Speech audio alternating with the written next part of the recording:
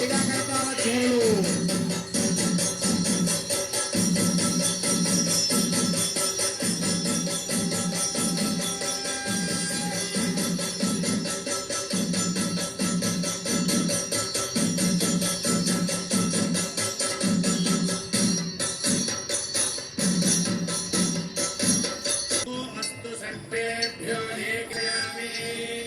ఈ నాగహారతిని దర్శించుకోవడం వల్ల కాలసర్ప దోషములు తొలగి నవగ్రహములలో రాహుకేతువుల యొక్క దోషములకు పరిహారము కలుగును.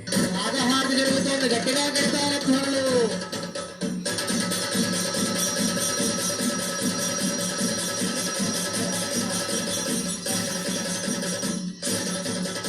నంది ప్రమథ గణములలో ప్రథముడు అంతచేత ఈ నందిహారతి దర్శించుకోవడం వల్ల పార్వతీ పరమేశ్వరుల అనుగ్రహం కలుగుతుంది.